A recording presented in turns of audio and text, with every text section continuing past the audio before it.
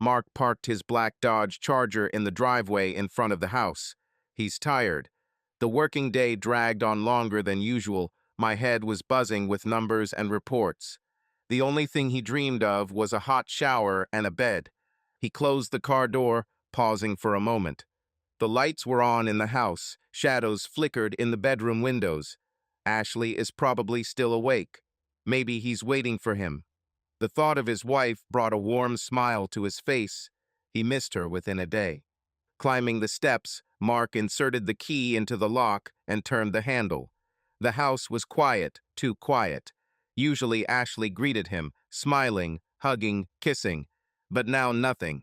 And then he heard moans, deaf, suppressed, filled with passion and animal pleasure.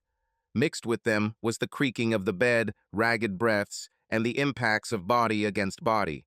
Mark froze, and then, as if in slow motion, he slowly walked down the corridor. My heart was pounding dully in my chest, my hands clenched into fists. The mind refused to believe, but the body already knew the truth. Every movement brought him closer to destruction.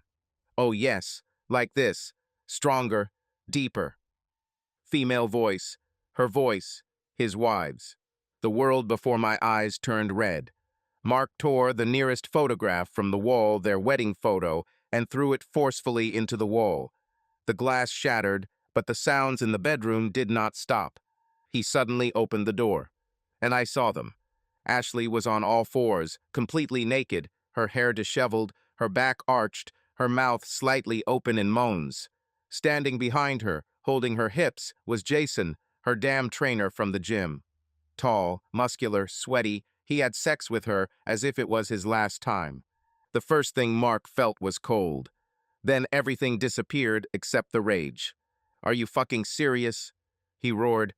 Ashley jerked sharply, as if she had been electrocuted, and turned around. Her eyes widened in horror. Jason froze in place, frozen like a deer in front of a truck. "Mark, Shut up, bitch." Mark rushed forward. In one motion, he grabbed Jason by the neck, lifted him off the bed, and slammed him hard into the wall. The coach wheezed, waving his arms confusedly. Mark hit him in the jaw. The crack of bones was deafening. Jason collapsed to the floor, writhing in pain. I can explain everything," Ashley muttered, pulling the sheet over her chest. "Explain?" Mark turned to her, barely restraining the desire to tear the room to pieces. "What do you say, Ashley? What is this error? That it is not what it seems? What were you just wrong?" The wife burst into tears, dropping her head in her hands. Mark looked around the room. Their bed. Their damn bed. The smell of sweat. The smell of betrayal. He turned to face Jason, who was trying to get up, but Mark kicked him in the stomach, sending him crashing back to the floor. "Get dressed, you bastard, and get the fuck out of my house," he growled. "Mark, please," Ashley whined. "You too, creature. Get out of here." She jumped up, hastily grabbing her clothes. Jason pulled on his pants, somehow, not daring to look up. Mark watched this with icy calm. When they were finally at the door, he opened it and forcefully pushed them out into the street. "Get out of my life, both." He slammed the door. Silence reigned in the house again. Mark took a few steps back and slowly sank onto the sofa. He looked at the wedding ring on his hand. Thoughts were pounding in my head. She betrayed me. In my house. On my bed. With some damn coach. It was as if the familiar world had cracked, opening a bottomless abyss into which everything was falling. He clenched his fingers, ready to rip the ring off and throw it to hell, but at the last moment he stopped. The ring cut my skin. "No, we need to think things through first." His heart was still pounding, his pupils were dilated with rage. The events of the past minutes seemed like some kind of bad scene from a cheap thriller, unreal, and at the same time searingly painful. Mark noticed that his hands were shaking. In addition to anger, a nagging pain appeared in my chest, a nagging awareness of loss. Images flashed before my eyes, a wedding where they laughed, kissing to loud applause, the first trip to the seaside together when they didn't get out of bed at night, their common house, which he bought, dreaming of children and a dog. Now it all seemed like empty illusions. He stood up from the sofa, straightening his back with difficulty, as if crushed by the weight of betrayal. In the mirror opposite, he saw his reflection. Disheveled hair, a wild look, the muscles in his neck were tense, so that it seemed that the veins were about to burst. A picture immediately surfaced of him squeezing Jason's neck and hitting him in the face. The memory of crunching bones made Mark's jaw clench. "Damn bastard," he whispered, gripping the armrest of his chair with his fingers. "I should have killed him." A wave of anger came again, but something inside kept him from another attack of rage. "Enough. I need clarity. Calm." He looked around the room. Pieces of a broken photo frame lay in the hallway. Among them was a fragment of a wedding photo in which Ashley smiled, clinging to him. Mark slowly approached, bent down, and took this piece of paper in his hands. Wife's face, her happy, shining eyes. My memory flashed back to how she said then, "You are the best thing that happened to me in this life." He squeezed the paper. The desire to tear it in half beat within him, but instead Mark put the piece in his shirt pocket. I didn't want to burn bridges or throw new tantrums now. Too much anger, too much pain. We need to figure out what's next. As he went up to the bedroom, he felt disgusted. There was still the smell of someone else's sweat, which now seemed like the acrid stench of betrayal. The bed was rumpled, the sheet had slipped to the floor, the whole scene screamed of recent betrayal. Mark felt his gut tighten with disgust and sharply opened the window, letting in fresh air. "I'll never sleep here again," he managed. Unable to restrain himself, he pulled off the remaining sheet and angrily threw it on the floor. I noticed a telltale stain on the mattress from sweat or perhaps their shared passion. I wanted to take it all out into the yard and burn it. Burn it to hell so that not even the smell remains. However, instead, Mark walked out into the hallway and headed to the bathroom. He opened the tap, letting the water drain, and suddenly felt it shaking again. Adrenaline was boiling in the blood. The heart was pounding so that it seemed to shake the whole body. He sat down heavily on the edge of the bathtub, closed his eyes, and tried to breathe deeper. The water rumbled, raising steam, and his silhouette trembled in the mirror. A few moments later, Mark took off his shirt, threw it on the floor, and stood under the hot stream, praying that the water would wash away everything pain, rage, betrayal. But the hot drops only rolled down the skin, bringing no relief. Ashley's gaze was before my eyes, frightened, pleading, pitiful. And the way she shrank under his cry, how she made excuses. What if she wanted to leave for a long time? What if all of this was just a matter of time? Mark pressed his forehead to the tiled wall. Instead of answers, there were only questions and devastation. After several minutes that seemed like an eternity, he stepped out of the shower, quickly dried himself off, and, without bothering to look for clean clothes, walked barefoot into the living room. There, on the table, lay his phone. Call someone? Tell? To whom? He thought about his friends, about his parents, but could not make up his mind. The lump of shame and pain was too huge to throw it out. The wound is too fresh. Mark ran his fingers across the screen and opened his contact list. His gaze caught the name Ashley, next to the heart he once wrote down her number like that in a fit of love. Hands froze. The desire to press call and express everything that had accumulated struggled with complete impotence. Why talk? She had already made her choice anyway. He put the phone down and looked out the window. The night was quiet, moonless. Somewhere far away, a dog howled. The neighbors were asleep, and only a couple of houses had dim lights. Mark suddenly felt like a stranger, thrown out of his own life. The house he built for family and comfort began to resemble an empty sarcophagus, soaked in betrayal. "I need to leave," he whispered hoarsely to himself. "Just leave here." The thought of jumping into the car and driving away was alluring. But he knew that running was pointless. You can't run away from yourself. He glanced at the wedding ring, still glistening on his ring finger. His hand shook. On the verge of despair and rage, he finally tore off the ring. A pale stripe remained on the skin, the imprint of past love. The ring clanged as it fell onto the glass table and rolled like a small coin before stopping. Mark looked down at him as if he were something alien. The minutes passed, and he still stood there, unable to tear his eyes away. Inside, the realization arose that from now on his life had changed irrevocably. He understood that now was the very beginning of the path through pain, anger, humiliation, and liberation. But so far all this was just a torn cry in the chest. Through the deafening silence, he suddenly heard a muffled rustling at the door. Mark tensed. Has she really returned? Or is it Jason? He prepared himself for another outburst of rage. However, when he opened the door, there was no one behind it. Probably a draft or wind that stirred up a pile of fragments on the floor. Closing the door, Mark suddenly realized that it was approaching midnight. Recent events are like a monstrous fragment of life from which he does not know how to escape. His legs carried him into the kitchen on their own. He opened the refrigerator and took out a bottle of whiskey and a glass. His hands shook as he poured the amber liquid. He leaned against the countertop and took one long sip. The burning flame of alcohol distracted me a little from the staggering pain. He touched with his fingers the empty strip on his finger where the ring had recently been. What the fuck? He breathed quietly. So far there have been no answers.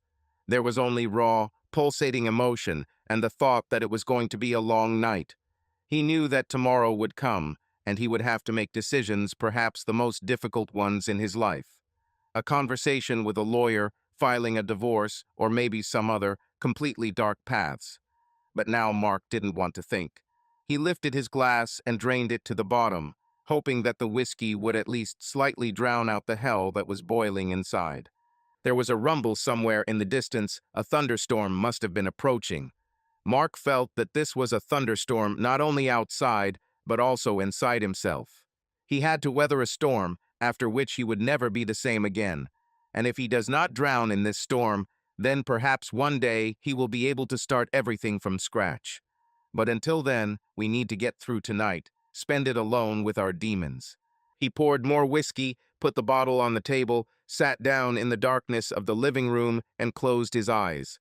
And then, a second before the first reflection of lightning illuminated the windows, he quietly squeezed out into the void. Goodbye, Ashley. Mark sat in the dark living room, clasping his fingers in front of him. Several hours had already passed since he threw Ashley and her lover out the door, but his thoughts continued to spin in a frenzied whirlpool. He knew that this moment changed his whole life, but who was he now? Was he simply a victim of betrayal? Or a person who will be able to pick himself up piece by piece and move on? Mark Wilson, 35 years old, businessman, founder of his own company developing software for large corporations. His company brought him a solid income, allowing him to live in comfort and not think about money. Tall, fit, with a cool gaze and a strong character, he was never one to give up. And yet, his wife's betrayal hit him harder than any crisis he experienced in business. He remembered his childhood. He grew up in an ordinary middle-class American family. His father, Jonathan Wilson, was a firefighter, a man who risked his life to save others. Tall, strong, with an unbending will, he always instilled in Mark that men should be strong, honest, and protect those they love. His mother, Rebecca, worked as a journalist for a local newspaper, writing articles about social issues and investigating high-profile cases. Her pen was sharp, and her spirit was unbending. She always told Mark, "Ask questions, never accept the world as it is. Always seek the truth." Life in their small house on the outskirts of Chicago was far from luxurious, but Mark grew up in an atmosphere of discipline and respect for work. He remembered the smell of coffee that his mother brewed early in the morning while she was working on the next material, the smell of burning from his father's uniform, who returned from duty exhausted but proud of his work. He remembered the noisy family kitchen, where in the evenings they would gather together, discussing the day, exchanging jokes, and arguing. As a teenager, he worked part-time after school. First, he delivered newspapers, then he worked in an electronics store, where he learned to fix computers and understand programming. This work led him to his first real passion, code. He would sit at a keyboard for hours, developing simple algorithms and learning how systems worked. His father approved of his aspirations, but always reminded him, "You can work with your head, but remember that your strength lies in who you are and not just in what you can do." After graduating from school, Mark entered the University of Illinois. He had to work nights at its startups to pay for his studies. He wrote code, developed interfaces, and advised students. This period tempered him, made him hardworking and ambitious. He didn't just create programs, he learned to see the future, manage people, and find non-standard solutions. After graduating from university, he got a job at a large technology company. There, he quickly climbed the career ladder, but working for someone else depressed him. He always dreamed of creating something of his own. At the age of 28, he quit his job, risking everything, and founded his own company. The first years were difficult. There was not enough investment. We had to work for days, look for clients, and get burned by the first mistakes. But Mark didn't give up. He put all his strength, all his money, all his time into the business, and it paid off. By the age of 33, he became the owner of one of the most promising companies in the country. He was always told that with a character like his, he would succeed, and he really achieved it. He had a house, expensive cars, and a stable business. But most importantly, he had Ashley, the woman he once fell madly in love with. He remembered how they met. It was a banal evening at a bar. He was then celebrating his first major deal, was a little drunk and happy. She approached him first, confident, impressive, with that very smile that floored him. They talked for hours, laughed, and then could not part. Everything was so simple, so easy. It seemed that he had met his soul mate. And now this half is torn to shreds. Mark took a deep breath. He was no longer the man who believed in unconditional love. Now he was a man who had been betrayed. And he knew one thing: he would not allow anyone to do this to him again. Mark slowly ran his hand over his face, feeling tired and empty. His thoughts went back to her Ashley. He once considered her perfect. She was the one for whom he was ready to move mountains, the one with whom he wanted to build a family. But who was she really? Ashley Harrison, 32, is a marketing specialist for a large cosmetics company. Her career was successful. She had natural charisma, the ability to persuade and promote any product. She knew how to be the center of attention and attract people to her. Her smile could make anyone forget about their problems. Her self-confidence bordered on insolence. It was this courage of hers that captivated Mark. They met 7 years ago at a corporate event. Mark was just starting to build his company, and Ashley was already working in the marketing department and conducting presentations of new cosmetic products. He couldn't take his eyes off her. She was stunning, slim, with long blonde hair, perfect posture, and eyes full of fire. She spoke with such confidence that even the most skeptical people in the room listened to her with admiration. After her speech, Mark approached her. They started talking. The conversation turned into light flirting. He admired her intelligence and charisma, and she admired his ambition and determination. She knew how to carry on a conversation, challenge him, playfully tease him, making him laugh. Their connection arose instantly, and soon they could no longer imagine life without each other. Their first date took place in an expensive restaurant on the roof of a skyscraper. She came in a tight black dress that emphasized her impeccable figure. Mark couldn't take his eyes off her. They drank wine and talked about everything: careers, dreams, travel. They had so much in common, or at least he thought so at the time. The novel developed rapidly. 6 months later, he invited her to move in together. They bought a cozy apartment in the city center, furnished it together, discussing every detail. He saw her caring, gentle, devoted. She inspired him to new achievements and supported him when he doubted himself. There was always laughter in their house, wine flowed like a river, and the nights were full of passion. 2 years after they met, he proposed to her. It was perfectly planned: a romantic trip to Paris, dinner on the terrace overlooking the Eiffel Tower, a diamond ring that he had chosen with the utmost care. She burst into tears of happiness, repeating, "Yes, yes, 1,000 times yes." He was sure that he had found his one and only. The wedding was magnificent. They rented a country mansion. There were more than 200 guests. She looked like a queen in a snow-white dress, and he looked like a man who had everything. They swore eternal love to each other, looked into each other's eyes, and believed that their happiness would last forever. But the years passed. The ideal began to crack. Mark began to notice that Ashley spent more time at work, often stayed late, and paid less attention to him. She always looked perfect, but now she cared about how she looked to others.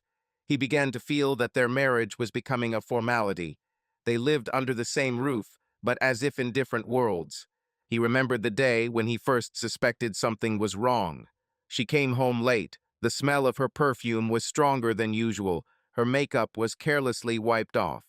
She avoided his gaze, quickly took a shower, and went to bed without even kissing him goodnight. Then he drove away the bad thoughts, blaming everything on fatigue. Now he hated himself for this naivety. Mark clenched his fists. He loved her. I gave her the best years of my life. Ashley has always taken pride in her appearance. Her job in marketing required not only the ability to persuade, but also an impeccable appearance. She always took good care of herself: makeup, hairstyle, well-groomed nails. But after several years of marriage, she began to notice changes.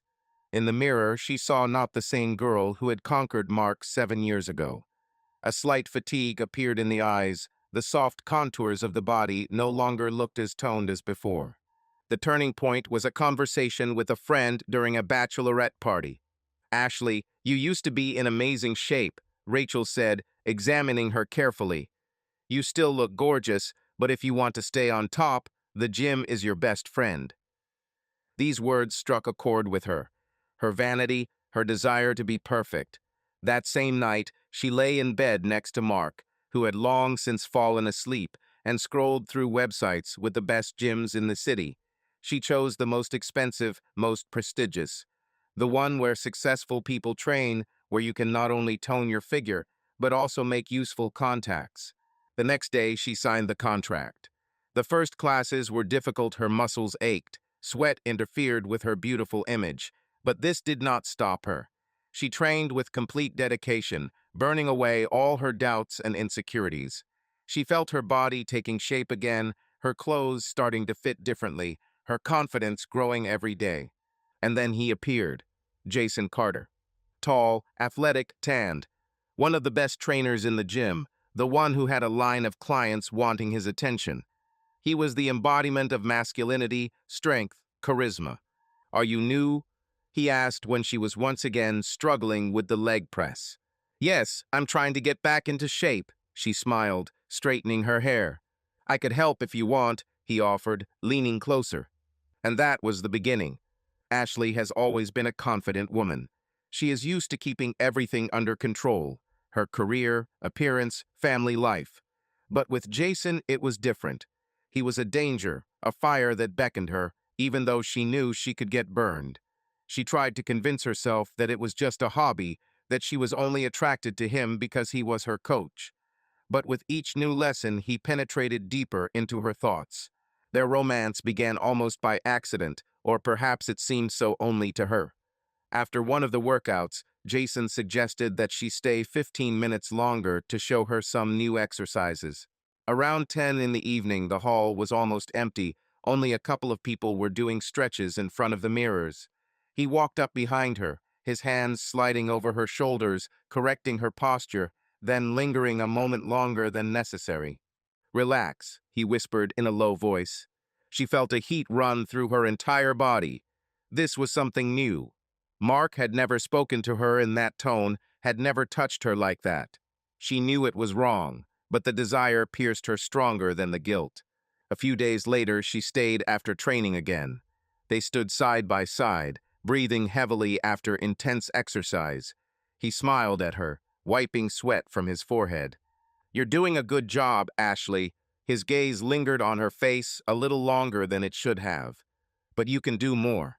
She swallowed the lump in her throat. "Will you show me?" And he showed. He showed it again and again, but not only in the hall. Their secret meetings became more and more bold. First short conversations after training, then messages late at night. Then the first meeting outside the gym. A hotel rented for a couple of hours, the smell of sweat mixed with her perfume, hot touches that she had never experienced with Mark. She felt like a different woman next to Jason. He didn't ask questions or discuss plans for the future. He simply took her, making her forget about everything. It was an animal attraction, something forbidden, devoid of obligations. She knew this was not love. It was an addiction, and the deeper she sank, the less she wanted to stop. The next morning, Mark woke up with a heaviness in his chest. He barely slept, lying in the dark and reliving the events of the previous night. Ashley's betrayal hit him in waves, crashing into his consciousness with renewed vigor. Pain, anger, disgust. He looked at the ceiling, trying to convince himself that this was reality, that this really happened. But the worst thing was that even knowing this, he could still smell her on the pillow. This smell was once familiar, beloved, but now it seemed unbearable. He slowly got out of bed and walked into the bathroom. The icy water falling from his face did not wash away the betrayal. It soaked into his skin, burned into his mind. The doorbell rang. He knew who it was. He didn't open it right away. Let him wait. Let him feel at least a fraction of what he felt. Let him stand in the cold morning wind. Let him tremble with uncertainty, as he trembled last night when he heard her moans in his bedroom. Several minutes passed. Another ring, then a light knock. He slowly walked towards the door. Every second was difficult for him. A voice filled with anger and resentment sounded in his head, but he forced himself to calm down. Don't show weakness. When he opened it, Ashley stood in front of him. His hair is disheveled, his face is swollen from tears, his clothes are wrinkled. She looked broken. In his hands is a large bag. She looked like someone who had lost everything. But was she truly lost? Mark. Her voice trembled, but there was hope in it. Hope for what? For forgiveness. That he will take her back? He was silent, glaring at her. I waited for her to speak, but I wasn't going to make it easy for her.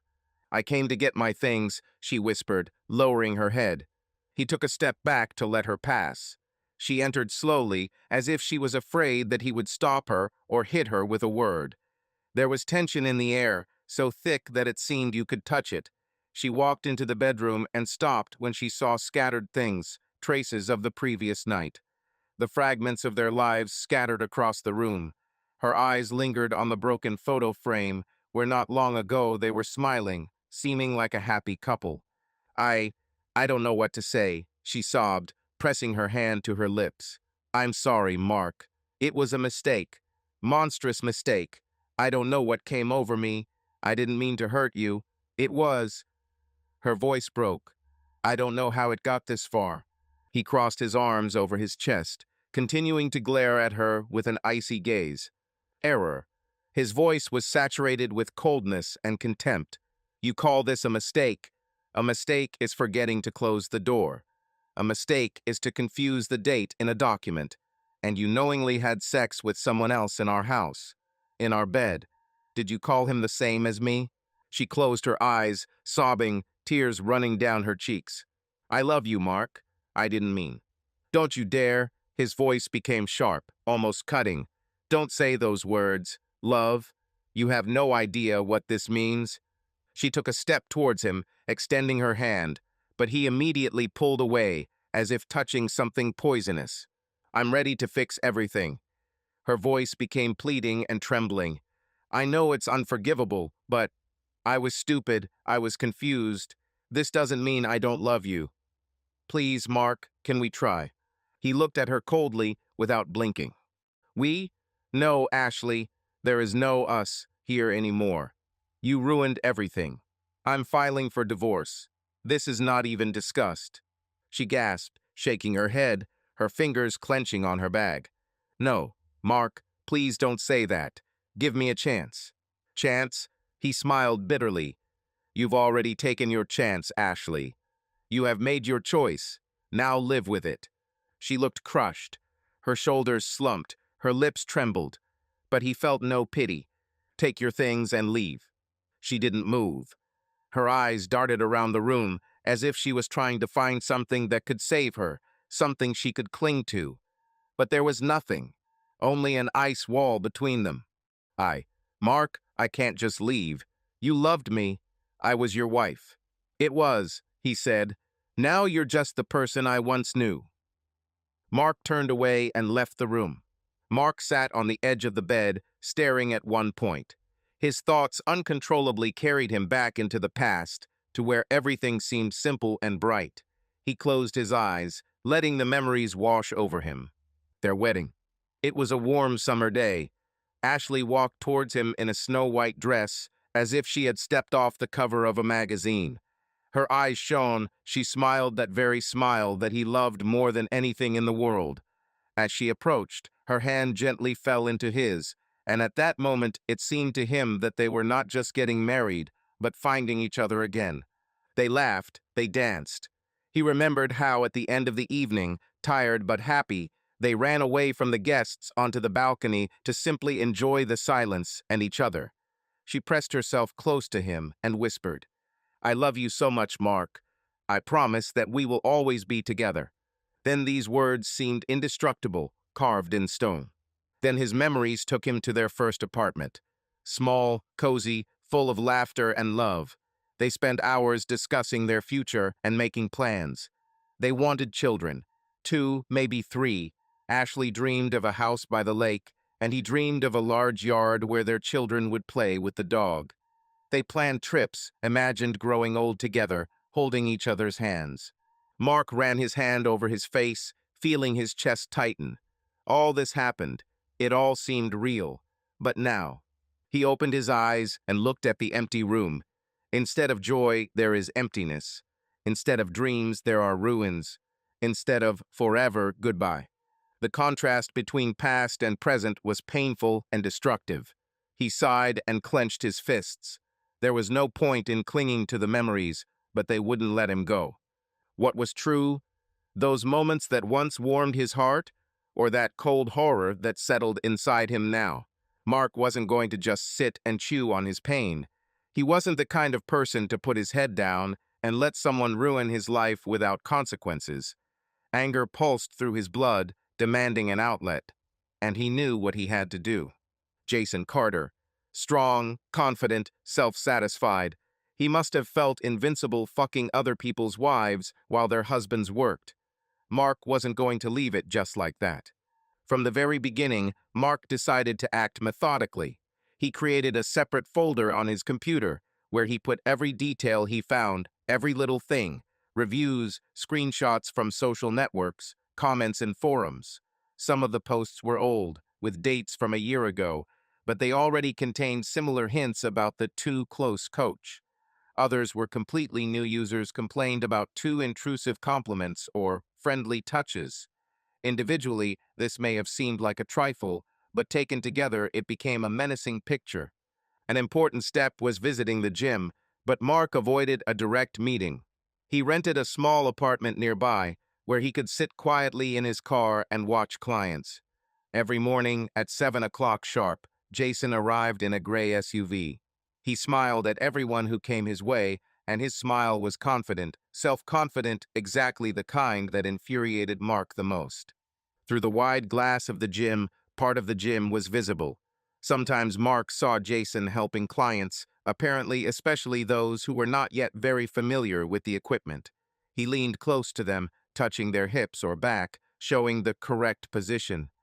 Sometimes from the outside it could look almost innocent, but the habits were too intimate. Mark noticed how some girls smiled at him, while others seemed embarrassed or even tense. 2 weeks of observations confirmed everything Mark had read in the reviews. Jason started talking to young clients, sometimes keeping them after their workouts. And here is one of them, a fragile student named Anya, judging by the bracelet with the inscription on her hand. She was clearly nervous when Jason spoke to her. He became too persistent, showed her something on his phone, and she just lowered her eyes. Mark didn't hear the words, but he knew from the girl's expression that she didn't like it. One evening, when training was over and almost no one was left in the gym, Mark caught the moment when Jason and Anya walked out side by side through the service exit. The girl looked confused, as if she didn't know what to do with herself. Jason seemed to be insisting on something, gesturing with the phone, perhaps trying to get her number or trying to persuade her to meet outside the hall. At that moment, Mark felt rage flare up in his chest. But he managed to maintain control. He took out his smartphone and took several pictures. This was the key he had been waiting for. Photos, short videos, screenshots, everything that could be sent to the management of the hall and on social networks. The work began quietly at night over a cup of bitter coffee. Mark created an anonymous account and began sending out materials. He was careful about who he wrote to and phrased his messages so that they sounded convincing and non-provocative. He knew that if he pushed too hard, people might think it was all fake or an act of revenge. But these recordings were real evidence, and this was quite enough to sow doubt. First, he wrote to the gym management. I attached photos and indicated in the subject line, "Inappropriate behavior of Coach Jason Carter materials for internal review."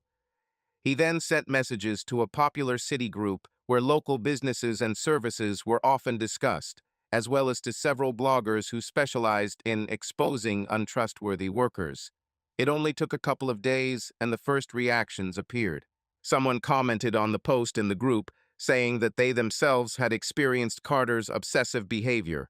Some, on the contrary, defended him as the best coach who is just friendly. But the main result was achieved. Jason no longer looked untouchable.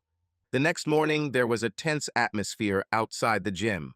Mark, as usual, arrived and sat in his car. He noticed how several employees and clients crowded around the entrance, excitedly talking about something. Jason stepped out of the car, seeming to try to maintain his usual confidence, but there was a hint of nervousness in his posture. He tried to explain something to his colleagues, but they looked puzzled and were clearly not too happy to see him.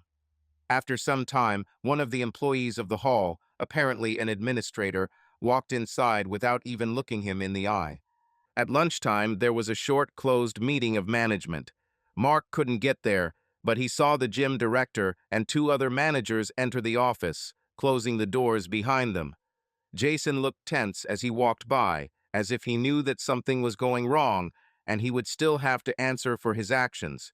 By evening, screenshots of correspondence with the same student he persistently pursued began to circulate on social networks. It seems that the girl, feeling supported and seeing that she was not alone, decided to stop being silent and told details about Jason's constant hints and attempts to schedule personal training at his home. Her friend posted this on her story, tagging the gym's account. The information was unfolding before our eyes. Mark, sitting at his computer, looked through the comments with cold determination. Many wrote that Carter behaved like a real predator, and that perhaps there were more such cases than it seems. Some recalled similar stories, others reposted them, outraged by the inaction of management. But the management was no longer inactive. The manager in charge soon published a laconic statement that an investigation was underway, and if the facts were confirmed, the coach would be suspended from work.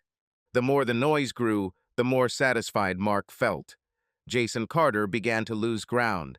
Someone who was used to being the center of attention and enjoying the status of a gym star suddenly found himself under a barrage of accusations and gossip. The reputation he had built over the years was crumbling right before his eyes. A hurricane was raging inside Mark. He thought that revenge would bring him relief, but it did not. Every new day was a struggle with myself, with emotions, with the emptiness that settled inside. He felt like his life was falling apart, like something inside him was breaking and refusing to come back together. He began to spend more time in the gym. The iron, the rattle of the barbell against the racks, the pain in the muscles, all of this somehow helped to drown out the pain in my heart. Mark trained to the point of exhaustion, to the point where his body refused to obey and his mind plunged into emptiness. He hit the bag, imagining Jason's face, over and over until all that was left was a thud and beads of sweat falling onto the mats. Everything at work went downhill. He forgot about meetings, lashed out at employees, and couldn't concentrate. His company had always been his pride, but now he didn't care. One of his top managers cautiously entered the office and asked, "Mark, what's wrong with you? You are not yourself." He didn't answer, he just waved it off, continuing to stare into space. A single thought was spinning inside him. Why? Why did she cheat? Every time he tried to find an answer, he found himself at a dead end. They had a good life, stability, love, or so he thought. Ashley didn't suffer, didn't need anything. Then why? Was he insufficient, not attentive enough, not passionate enough? He was at a loss, replaying all their conversations over the past months. He looked for hints, signals, warnings that he might have missed, but he found only emptiness. One night he sat down at the kitchen table, placed a bottle of whiskey in front of him, and poured himself a full glass. He drank slowly, trying to drown out the voice inside, but it did not stop. She cheated on you because you weren't the only one for her, because she wanted something else, because you didn't notice it yourself. He closed his eyes, gritting his teeth tightly. He was not weak. I couldn't be weak. But now he felt overwhelmed, empty. And worst of all, despite all the anger and pain, he still couldn't get her out of his head. Mark heard the doorbell ring late in the evening. He didn't expect guests and didn't even watch TV. He just sat in the semi-darkness, staring at the wall. His heart sank when he looked through the peephole. Ashley. He opened the door, leaning his hand on the frame. She looked tired. Her face was pale. Her eyes were red, as if she had been crying for a long time. "We need to talk." Her voice was quiet, almost broken. Mark grinned and crossed his arms over his chest, trying not to show off the surging anxiety. "About what? About how you and Jason are doing. How is he doing after my visit?" Ashley flinched as if she had been hit. There was a tension in the air, as if something intangible but frighteningly real stood between them. "This is not about him. This is about us. About you." She sighed heavily, as if she needed considerable effort to say the next phrase. "I'm pregnant, Mark." He was silent for several seconds. Surprise, fear, resentment, everything mixed into an incomprehensible tangle. Finally, he squeezed out, "Well, congratulations." His voice sounded cold and distant. "Just one question. Is this my child, or are you not sure?" Ashley's bottom lip trembled. She clenched her fist, trying to cope with the feelings that overwhelmed her. I don't know," she admitted, not finding the strength to lie. Mark laughed a short, sharp laugh without a trace of joy. "Of course you don't know. How can you know if you've been jumping from one bed to another?" Ashley bit her lip and looked away. "Mark, please. I'm confused. I made a mistake. But it's true, I don't know who the child is from. And I don't want him to grow up without a father. If he's yours." Mark took a step forward. Ashley, recoiling, involuntarily stepped back. He saw the fear in her eyes, and it strangely gave him a feeling of gloomy superiority. "Do you know that your Jason is not just some kind of coach, but a real womanizer?" Mark muttered, looking her straight in the eyes. "He's already been through this with other women. He seduced his clients, slept with them, and then disappeared. Maybe you're next?" Her eyes widened in shock. This is not true." She said this more to herself than to him, as if she was trying to convince herself. "Sure?" Mark leaned closer. "I saw evidence, talked to people. With one of them, he also waited until she announced she was pregnant and then ran away. Do you think a different fate awaits you?" Ashley closed her eyes, and her face was distorted from internal pain. "I don't know. I don't know what to do," she whispered, as if losing her last stronghold. Mark stepped back and ran his hand over her face, peering into her despair. In the depths of his soul, he wanted to stop all this, to hold her close to him, to tell her that everything would be fine. But pride and resentment screamed louder within him. "So what now?" he asked, trying to keep his voice even. "Have you come to me for salvation, for forgiveness? Do you think I will forget everything and sit and wait for the birth of a baby who may not be from me? Ashley bit her lip so hard that a drop of blood came out. "I should have told you in person. I understood that you would find out sooner or later, and I don't want to lie. I'm confused, but I'm scared to think that this child could be left without a father." Mark smiled bitterly. "I'll tell you what will happen," he said harshly. "We will wait for the birth of the child. Let's do a DNA test. If it's not my child, you'll never see me again." She stood in the hallway, as if backed into a corner, looking down at the floor, not daring to raise her eyes. What if? She finally spoke, almost in a whisper. What if he's still yours? He crossed his arms over his chest, trying to drown out the panic that rose in his chest like a quiet stab of pain. Then I'll take responsibility, he said. But that doesn't mean I'll forget how you betrayed me. You will have to prove for a long time that you are worthy of trust. Ashley sobbed and covered her face with her hands. For several seconds they stood there in silence, listening only to the beating of their hearts and the muffled sounds of the night outside the door. Mark, she finally whispered, lowering her hands and looking at him with endless sadness. I'm really sorry. I know how it sounds, but I didn't mean to hurt you. Everything got out of control. Anger flared in his eyes. For a moment he wanted to reveal everything he thought about her, to shout, to accuse her. But something inside stopped him, as if reminding him, she suffers too. Do you think this makes me feel better? He asked in response. You think I don't feel betrayed? She was silent, head down. Mark realized that her confusion was the very punishment she herself became a victim of her mistakes. And despite his own pain, he felt some strange satisfaction. He should have been the one who was betrayed, and now she was trapped, where there were no simple answers and no easy ways back. He shook his head, taking a step to the side to make way for her to leave. Go, Ashley. His voice sounded quieter than a minute ago. I need time to think about everything. And you better decide what you really want. She nodded, barely sobbing a thank you. And without raising her eyes, she left the apartment into the night, leaving Mark in the corridor with an agonizing feeling of loss and a bitter desire to turn back time at least a little. After the door closed, Mark leaned against the wall and closed his eyes. It seemed to him that his heart was being squeezed in a vice. He always imagined himself as a strong, confident man, someone who knows what he wants from life. But this situation destroyed all illusions. Now he couldn't understand what hurt more: the possibility of losing a child who could have been his, or accepting him and continuing to live, knowing that Ashley had once exchanged him for another. In the silence and semi-darkness of his own corridor, he suddenly realized that a new night had come the longest of his life, and that he has as much uncertainty ahead as Ashley, if not more. Mark sat alone for a long time, staring at one point. His mind raced between hatred and doubt. An inner voice insisted that he should not give in, that she had betrayed him, that she should no longer be in his life. But there was one nuance that he could not ignore. What if the child was really his?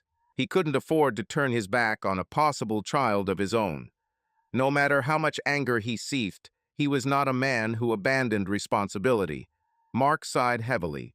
The next morning he dialed her number. Ashley answered with a tremble in her voice, as if she had been waiting for this call. Come, he said briefly. An hour later, she stood on his threshold. There is anxiety, fear, and hope in the eyes. He looked at her coldly, but let her inside. You will stay here until the birth, but there are conditions. She nodded, ready for anything. We sleep in different rooms.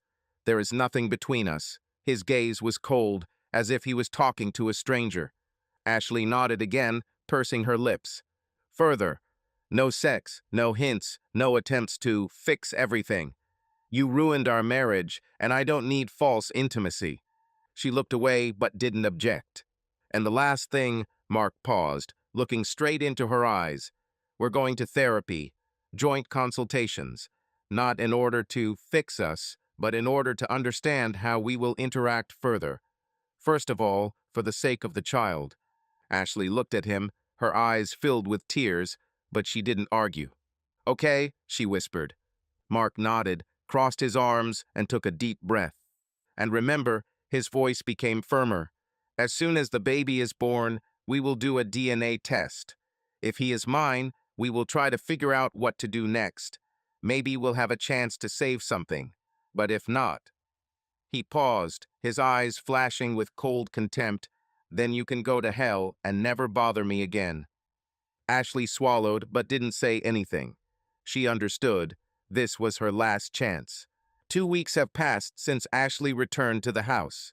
These days passed painfully slowly, saturated with tension and coldness. They lived under the same roof, but as if on different planets. They talked only when necessary, avoided making eye contact, and ate dinner at different times. Every evening passed the same way in silence, filled with dull tension. Even the sounds of her footsteps along the corridor irritated Mark, although he tried not to think about her. Mark got up before her, went to work, and in the evening tried to stay in the office as long as possible. Returning home, he invariably felt tense silence. The house became too quiet, too sterile. Nothing remained of their former closeness. Sometimes he would sit in his room, staring at the ceiling, wondering why he had even let her come back. The answer was simple: a child. It was only because of the child that he tolerated her presence. Ashley tried not to get in his way. She minded her own business, spent a lot of time in her room, sometimes watched TV in the living room, but immediately left as soon as she heard Mark's steps. It was an unspoken rule. They exist side by side, but do not intersect. Even at the table, when they had to sit opposite each other, they hardly spoke. Only rare phrases concerning food or everyday issues broke this oppressive silence. One evening, he walked into the kitchen when she was already sitting at the table with a cup of tea. Their eyes met for a second, but Ashley immediately looked away. Mark opened the refrigerator, took out a bottle of water, and wanted to leave, but stopped. "How do you feel?" he asked unexpectedly for himself. She looked up, surprised that he had even spoken to her. "It's okay." Her voice was quiet. "I'm getting a little tired." He nodded, taking a sip of water. She watched him, waiting to see if he would say anything else, but he simply turned around and went into his room. However, upon entering there, he sat for a long time on the edge of the bed, replaying their short conversation in his head. Why did he even talk to her? Why did he care? At night, Mark often woke up, hearing her quiet sobs from behind the wall. She cried almost every night, but he didn't allow himself to react. He didn't care, shouldn't have cared. He repeated this to himself over and over again. But deep down he understood, he cared. One night he went out into the corridor, stopped near her door, and listened. She was crying again. He clenched his fists, turned around, and returned to his room, angry at himself for this outburst. A few days later, he noticed Ashley holding her lower back, wincing slightly in pain. He knew that pregnancy was difficult, that it was not easy for her. He told himself that it was not his place to take care of her. But that evening, he left a pack of prenatal vitamins on the kitchen table, without words, without comment. In the morning, the packaging was gone. She took them. Responsibility for her and the child did not give him peace. Despite everything, he could not completely ignore her suffering. But could he ever trust her again? It was a question to which he did not yet know the answer. Mark sat in a chair with a tense expression on his face, crossing his arms over his chest. Ashley sat nearby, slightly slouched. She looked nervous, her fingers fidgeting with the hem of her sweater. In front of them, at a large oak table, sat Dr. Harris, their family therapist, an older man with piercing eyes and gray hair in his close-cropped hair. He looked at them carefully, holding a notepad and pen. "Okay," Dr. Harris began, leaning back in his chair. "Today is our first session, and I would like you to be as honest as possible with each other. I'm not here to judge. I'm here to help you figure it out. Mark, Ashley, why did you decide to come to me?" Mark gritted his teeth, then sighed heavily. "It's her idea," he muttered, nodding towards his wife. Ashley swallowed quietly and spoke. "Because I want us to at least try to understand what happened to us. Why did everything fall apart the way it did?" Her voice trembled, but she tried to speak confidently. Dr. Harris turned his gaze to Mark. "And you, Mark? How do you feel about this idea?" "I think it's useless," he snapped. "She betrayed me. What's there to take apart? Everything is obvious. I was a good husband, and she betrayed me." "Mark," the doctor said softly, "betrayal is always painful. But marriage is a complex system, and it is rarely the case that only one person is to blame. I want to understand what preceded this event. Ashley, tell us how you felt in your marriage before the betrayal." Ashley looked away, collecting her thoughts. Then she spoke quietly. I felt lonely. She glanced quickly at Mark, then looked away again. We lived together, but as if separately. You were always busy with work, always in your business, in your affairs. I don't blame you. I understand that you tried for us, but I felt like I was in the background. Sometimes I even thought that you didn't notice me. Mark huffed in irritation. So, in your opinion, this is an excuse. Did you sleep with someone else because I was working? No, Ashley flushed. This is not an excuse. This is the explanation. I don't want to make excuses. I just want you to understand that there were cracks in our marriage long before this. I was looking for confirmation that someone still needed me, that I still have value. Dr. Harris nodded. A feeling of invisibility in marriage is one of the common causes of crises in relationships. But Ashley, have you tried telling Mark about this? About feeling unwanted? Ashley nodded, but uncertainty. Yes, but he didn't hear me, or didn't want to hear. Every time I started talking about how I lacked his attention, he brushed it off. He said, I'm busy, I'm tired, I'm working for us. At some point, I just stopped trying. Mark clasped his hands. It's so convenient, right? You didn't even try. You just found the first one who smiled at you and decided that this was the way out. Dr. Harris raised his hand to stop him. Mark, I understand your anger. This is a natural reaction. But let's try not to blame each other, but to get to the root of the problem. Have you really noticed that Ashley feels lonely? Mark was silent. He wanted to say no, but something inside him didn't allow it. He remembered all those evenings when he would come home late and Ashley would sit cross-legged in the living room, clearly waiting for him. I remembered her disappointed sighs when he answered her in monosyllables, burying his face in the phone. He remembered the moments when he saw sadness in her eyes, but did not try to understand the reason. He cleared his throat, not knowing what to say. Maybe I really didn't notice. Maybe I was too focused on work. Ashley looked up at him in surprise. Dr. Harris smiled slightly. This is already a step forward. Recognizing a problem is the first step to solving it. The question is, do you both want to figure out what happened and try to change something? Mark looked at Ashley, then looked away again. I don't know, he admitted honestly. Ashley nodded, her lips trembling. I understand, but I want to try. I want you to understand me, at least a little. Dr. Harris sighed. So we have something to work on. In the next session, we will try to figure out exactly what moments led you to this point. In the meantime, try to listen to each other at least a little. No charges. Just listen. Mark knew that simply ruining Jason's reputation wasn't enough. He was too self-confident, too used to getting out. A simple dismissal will not stop him. He will find another room, another job, new victims. No, Mark wanted this man to feel real fear, so that his name would become a curse, so that the doors would close in front of him forever. He began to think through a plan. Jason was a master manipulator, but Mark had one advantage: he was smarter. He knew how to create a situation where Jason would have no way out. The first step was to find someone who could play the victim role. Mark turned to one of Jason's former clients, a girl named Sarah. He found out about her when he was collecting information about the trainer's adventures. She was young, beautiful, and ambitious, but after communicating with Jason, she lost confidence in herself. He promised her success in fitness, a special approach, but in the end, he turned her into just another toy. When Mark met her, she initially did not want to participate in his plan, but he showed her the correspondence records and other evidence of his victims. He broke me, Sarah whispered, clenching her fists. I won't let him do this to anyone else. And so the plan began to take shape. Sarah agreed to play the role of a new victim, but now everything had to be as careful as possible. Sarah returned to the gym as if nothing had happened. She started training again, communicating with Jason again, but this time she recorded every conversation.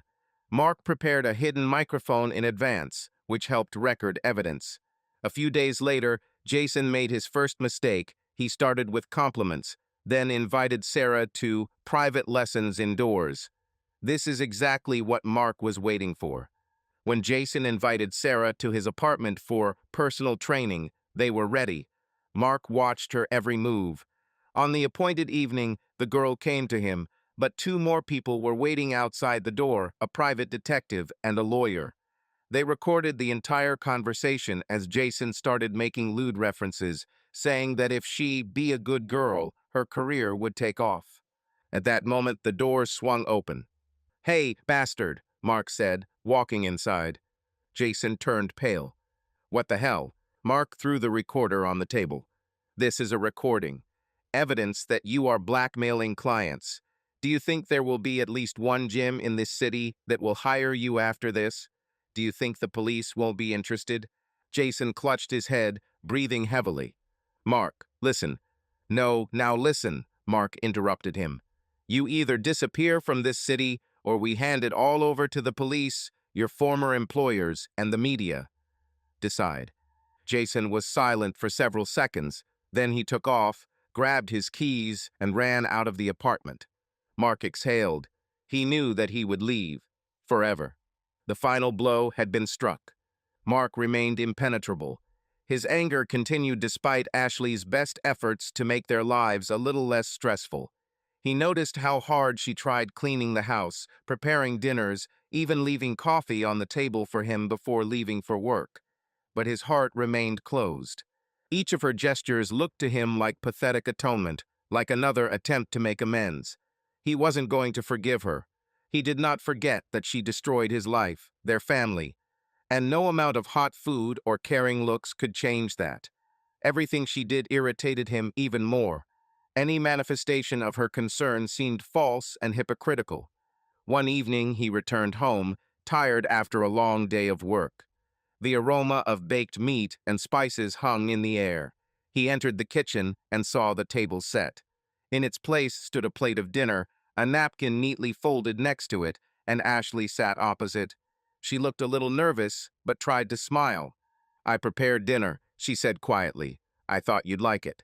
Mark slowly took off his jacket and threw it over the back of the chair. He didn't sit down. He just looked at her, coldly, carefully. Then, without saying a word, he took the plate and dumped the food into the trash can. Ashley shuddered, her eyes immediately filling with tears. "You didn't even try." "I didn't ask you to cook," he answered calmly.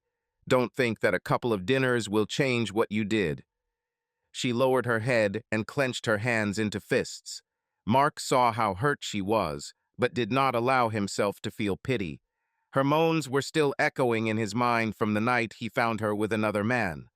Every attempt to get closer to him only caused more disgust. "I just wanted." Her voice trembled. "I wanted to show that I care." He grinned. "Do you care now? It's a little late, Ashley." She squeezed her eyes shut, trying to hold back the tears. "I understand that I cannot expect forgiveness from you," she whispered, "but at least I can show that I'm ready to do everything to atone for my guilt. I don't expect you to immediately believe me." Mark came closer, towering over her. "Atone for guilt?" he repeated, his voice icy. "You think that after everything you've done, dinner will fix the situation, or a caring look? I don't believe you, Ashley. I don't believe a single word you say." She wanted to say something, but changed her mind. Her shoulders slumped, her breathing hitched. Mark turned away and walked into his room, loudly slamming the door behind him. Left alone, Ashley sat down on a chair, covered her face with her hands, and burst into tears. Mark woke up in the middle of the night, feeling strangely restless. He lay in the dark, listening to the silence of the house, but after a few seconds he heard a faint sound. Quiet, muffled. Crying. The sound came from the next room. Ashley. He clenched his teeth and turned to the wall, trying to ignore it, but the tears sounded so sincere, so heartbreaking that he could not simply turn off his emotions. She was not just crying out of sadness, it was the same deep, hopeless cry of a person who had lost everything. And the worst thing was that he knew that she had lost him. Mark closed his eyes, trying to block it out. Her problems, her guilt, her tears, let her cry. But something inside him protested. It scratched from the inside and did not allow me to fall asleep again. He rolled over and covered his ears with his hands, but the sound of her quiet sobs was still clear. It was as if he was cutting him alive. He remained in the same position for several minutes, hoping that the sound would subside, but it did not subside. On the contrary, the sobs only became louder and then suddenly broke into a hoarse sigh. He heard her try to stop her tears, but she couldn't. Crap. He slowly sat up, ran his hand over his face, and exhaled heavily. His heart was beating faster than he would have liked. He didn't know why it bothered him. He didn't have to take care of her. She betrayed him. But something inside still shrank from her sobs. This pain was too real. He remembered moments from the past. Once he himself held her in his arms when she cried. I remembered how I stroked her hair, how I consoled her when she had problems at work, when she had bad days. Then it seemed to him that her tears were something that he was obliged to erase, her pain was his responsibility. But now everything was different. Or not. He stood up, walked to the door of his room, and put his hand on the handle. He stood there for several seconds. An inner voice shouted, "Don't you dare. She doesn't need you. Let her suffer." But there were other voices. Voices from the past, from those times when he loved her, when he cared about her, when he saw in her the very woman with whom he wanted to live his whole life. He slowly placed his forehead against the wooden surface of the door, closing his eyes. Something pinched in my chest. An internal conflict strangled him like a noose around his neck. With one movement, he could open the door, say something. But what? What could he say that didn't sound like weakness, like self-betrayal? He didn't open the door. He just stood there. For a long time. I listened closely.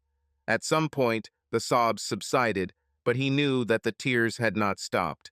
They simply went deeper, to where he could not hear them. Finally, he removed his hand from the doorknob and slowly returned to his bed. He lay on his back, staring at the ceiling. The pain inside did not subside. He couldn't console her. Not now. Not after everything. But he also couldn't pretend that her pain didn't affect him. Chapter 17, Second Therapy Session. Mark sat in a chair, his fingers tightly clenched. Opposite him is Ashley, slouched and looking down. Dr. Harris sat between them, like a ring judge, flipping through notes on a notepad. Second session. Mark didn't know why he came here.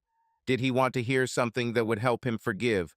Or, on the contrary, to finally become convinced that forgiveness is impossible? Dr. Harris looked up from his notes and looked at Ashley. In the last session, we talked about your feelings of loneliness in your marriage, Ashley. Today, I want to delve into the very moment of betrayal, the moment you made this decision. What motivated you? Ashley sighed heavily, her hands nervously fiddling with the fabric of her dress. I don't know. It was selfish. Stupid. I didn't want to destroy the family, but I felt... She paused, searching for words, invisible. I was looking for confirmation that I was still desired, that I... Did you want to feel needed? The doctor said softly. She nodded. Mark grimaced, barely containing his irritation. And you found this confirmation between the legs of another man. His voice was full of poison. Ashley winced, but didn't look away. Dr. Harris turned his gaze to Mark. I understand that this is painful, Mark, but if we want to understand what happened, we will have to be completely honest. He paused, then calmly asked, Ashley, did you enjoy having sex with another man? Mark jerked his head up, his eyes flashing with anger. What the hell?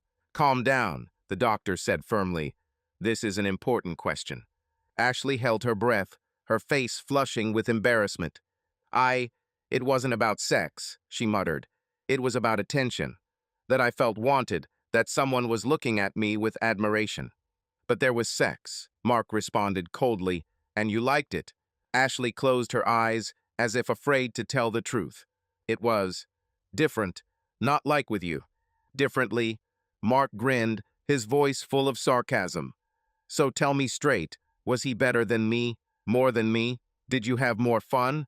Ashley sank into her chair, head down. Mark, answer, he demanded. Dr. Harris raised his hand to signal calm. Ashley, I understand this is a difficult question, but Mark has a right to know. She was silent for a long time. Then, dully, as if the words were stuck in her throat, she whispered, "It was. Not that important. At that moment, I didn't think about comparison. It was not passion, not love. It was an escape, and I'm sorry, more than I can explain." Mark was breathing heavily, his fists clenched so tightly his knuckles were white. He felt chaos inside himself, hatred, humiliation, but at the same time something else.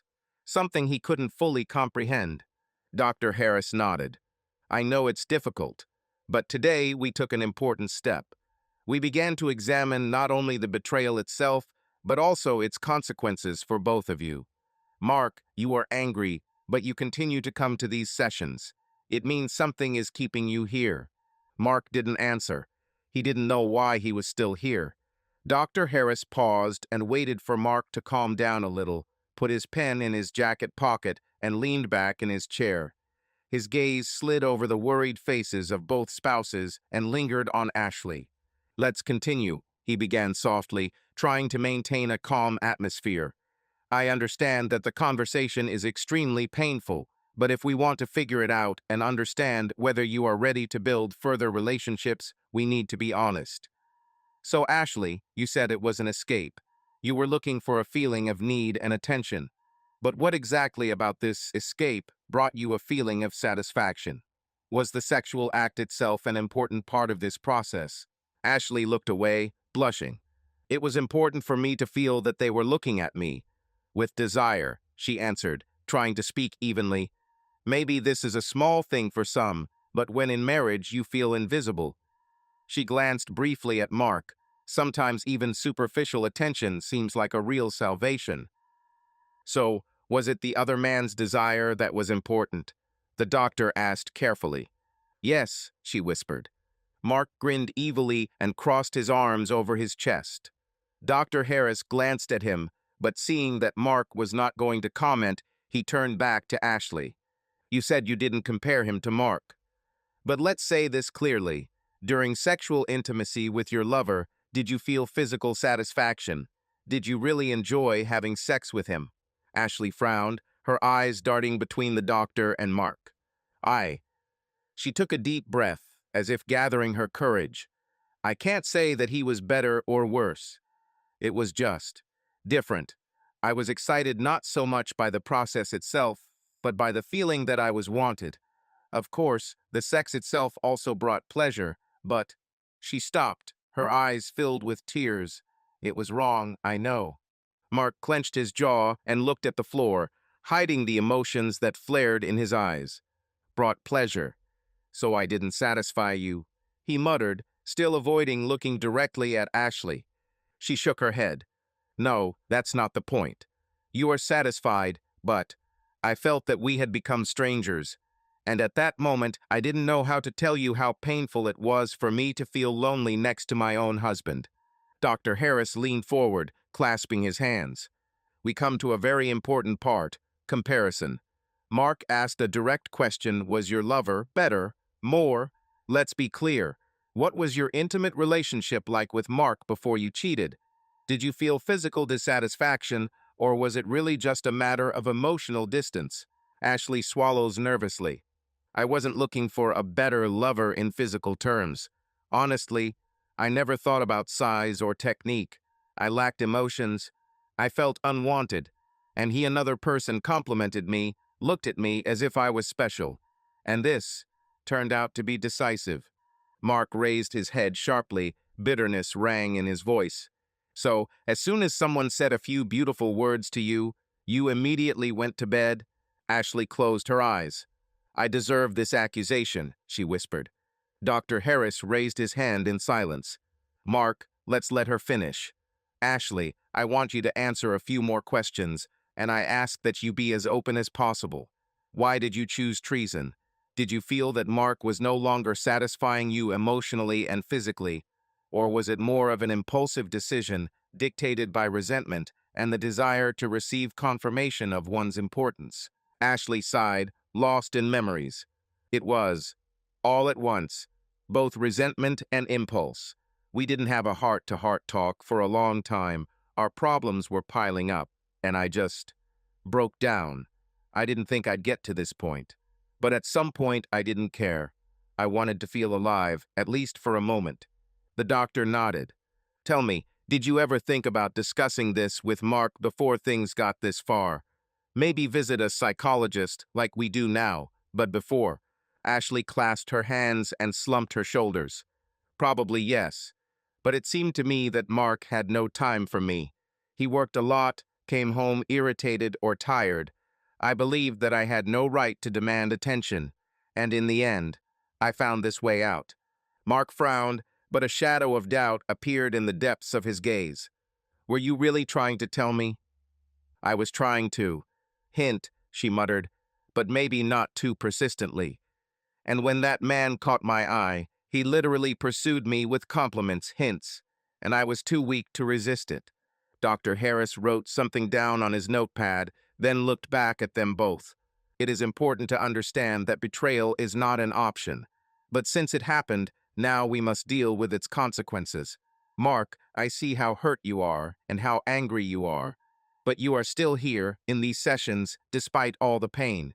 How do you feel when you hear that Ashley wasn't looking for the best physically, but the best emotionally? When she says that she lacked attention and warmth? Mark sighed heavily and ran his hand through his hair. I feel angry, and I'm offended.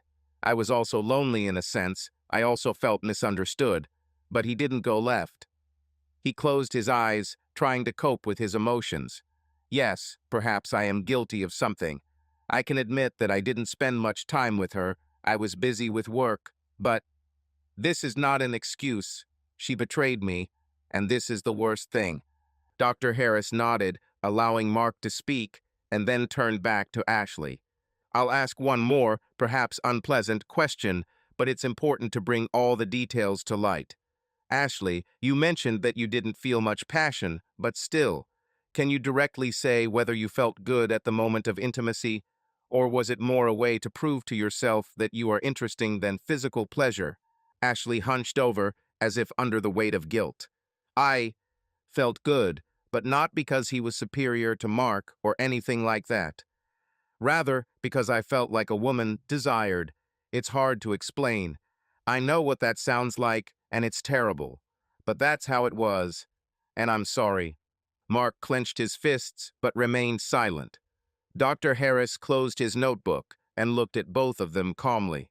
Today, we touched on the most painful points, but without this, you won't be able to move forward. Next time, we'll talk about how to restore or perhaps rebuild your interactions. Mark, this conversation is a test for you, but if there is even the slightest desire to save the marriage, you will have to endure it to the end. Ashley, you also need to be willing to answer honestly, even the most awkward questions, if you want to regain trust. He stood up and, sensing the tense atmosphere, suggested, let's stop for today. Think about what was said. An important part of therapy is not only speaking the truth, but also learning to build new ways of communication. Mark and Ashley stood up in silence. There was still bitterness, resentment, and hidden hope in the air that the open wound could someday heal. Mark didn't know why he agreed. Ashley cautiously suggested looking back at old photos, saying it might remind them of what they used to be like. He wanted to refuse, to say that it was pointless, but something in her voice made him remain silent. Or perhaps he was just tired of the constant tension between them. Now they were sitting in the living room, an old family album lay in front of them.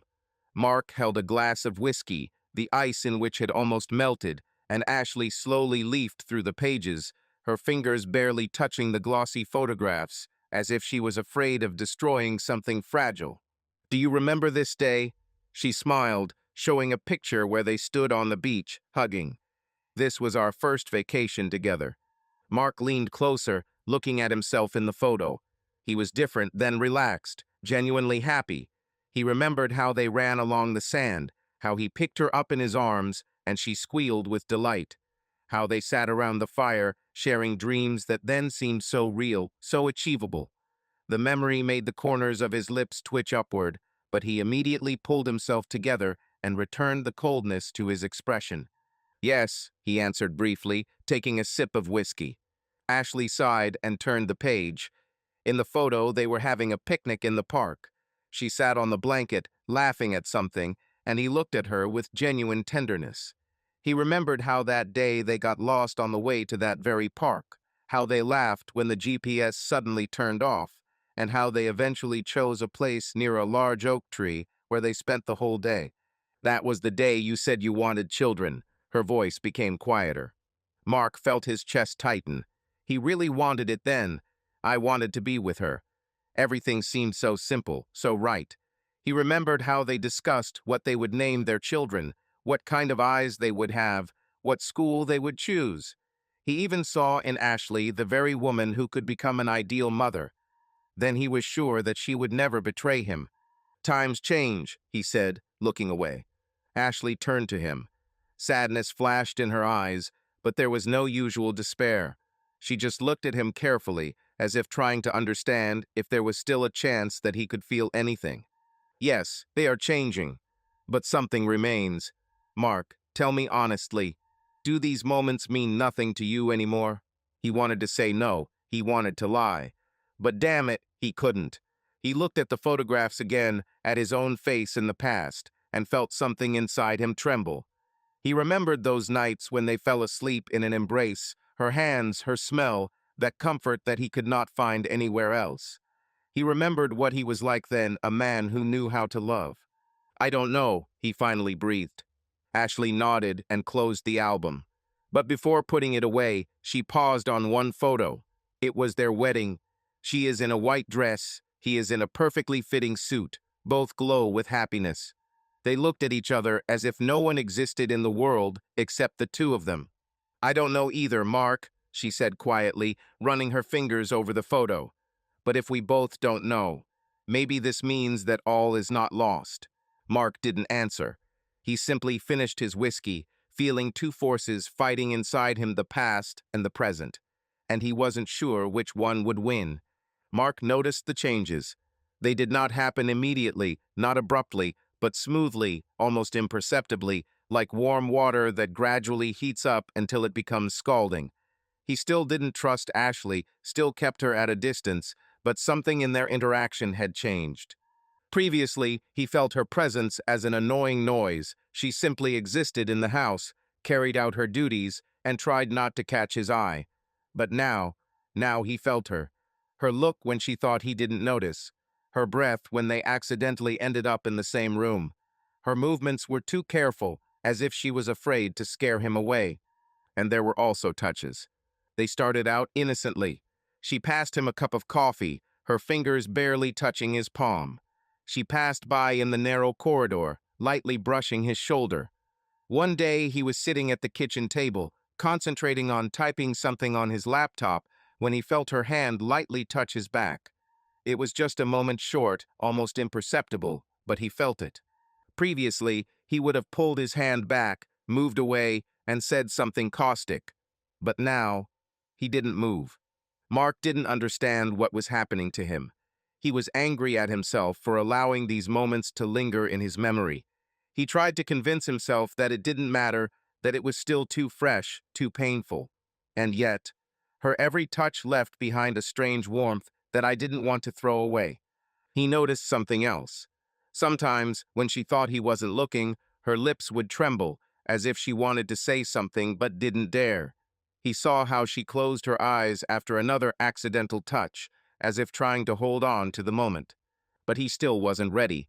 Not now. One evening, he walked into the living room and saw Ashley curled up on the couch with a book. Her hair was pulled back into a messy bun, and there was a look of fatigue on her face. She looked at him and smiled. Not broadly, not confidently, but carefully, as if she was testing his reaction. He felt something clench inside him. "Would you like some tea?" she asked quietly. He nodded. This was the first time in a long time. The first time he allowed himself to accept her care. The conversation happened unexpectedly. They sat in the kitchen, drinking tea. It was one of those rare nights when the tension between them eased a little. The silence was not oppressive, but rather cautious, filled with unresolved questions. It seemed that the air between them became denser, as if before a thunderstorm. Mark looked at the mug in his hands. Then, without looking up, he calmly said, "Have you thought about what you will do if the child is not mine?" Ashley winced. She clearly hadn't expected this question, but judging by the way her fingers tightened their grip on the handle of the cup, he knew she was thinking about it. "I thought for a long time." "Yes," her voice was quiet. "I will go to my mother." Mark slowly raised his head, peering into her face. "Will you just leave?" There was something between surprise and irritation in his voice. Ashley took a deep breath, as if preparing for a difficult conversation. "What else should I do, Mark? Stay here, seeing your face every day, knowing that the child is not yours, watch you hate me even more." Her eyes darkened with emotion. "I don't want to cause you more pain, and I don't want to.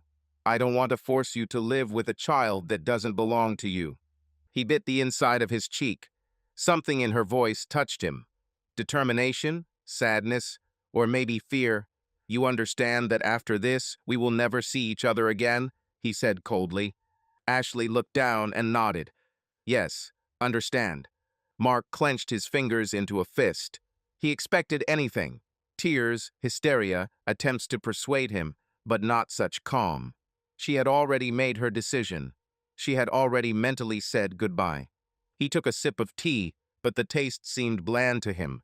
He felt everything boiling inside. Why did this make him so angry? Because he expected a fight. Did he expect that she would beg him to stay, that she would look for a way out? But no, she has already decided everything. And for some reason, this angered him more than any of her betrayals. "You're not fighting," he said. "You just give up." Ashley looked up at him. Fatigue splashed through them. "Do you want me to fight? Did you give me at least one chance?" Her voice trembled, but she did not raise it, did not shout. "You despise me, Mark, and perhaps you have every right to do so. I destroyed us, but I don't want to ruin your life any further. If the child is not yours, I will leave. I won't hold on to something that's already broken." Mark clenched his jaw, trying to suppress his emotions. He hated this conversation. He hated the fact that they had to discuss such things. Was it his child or not? Should he hope, or prepare for the fact that she will leave forever? "When will you leave?" he asked sharply. Ashley clenched her fingers on the cup, as if clinging to it as if it were the last point of support. "As soon as I get the DNA results. I'm not going to force you to take anything. I just want to know the truth." Mark turned away, barely containing his anger. The whole situation seemed wrong and painful to him. He wanted to just turn around and leave, but something forced him to stay. The question to which he was afraid to hear the answer. What if the child is still his? Then what? Can he live with her? Forgive? Give it a chance? He didn't know that either. All day Mark felt a growing tension. It seemed as if the air in the house had thickened, and every glance, every word only fueled the fire inside him. He tried to keep his distance, but something bothered him. Ashley was also tense, but tried not to get into conflicts. However, in the evening, everything fell through. "Why do you walk around with that face?" she suddenly said when he silently put the plate in the sink. "What is this?" His voice sounded harsh, evil, detached. "You act like I don't exist, and then you look at me like you're expecting me to say or do something wrong." Her voice was filled with anger. Mark exhaled in irritation. "What do you want, Ashley? So I can pretend that everything is okay, to forget that you—" He clenched his teeth without finishing. "I'm not asking you to forget," Ashley raised her voice. "But you act as if I'm already sentenced, as if I'm a mistake that you simply have to endure. I'm trying to fix something, but you don't even give me a chance." Mark clenched his fists. Anger and an incomprehensible storm of emotions boiled inside him. He didn't know what to say because every word got stuck in his throat. "What if I don't want to give you a chance?" he barked, coming closer. "Have you thought about this? I was thinking that I can't just take it and forget. I can't just take it and trust you again." They stood in front of each other, breathing heavily. Their gazes collided, filled with anger, pain, understatement. Ashley suddenly stepped closer, and before Mark knew what was happening, she grabbed him by the shirt and pulled him towards her.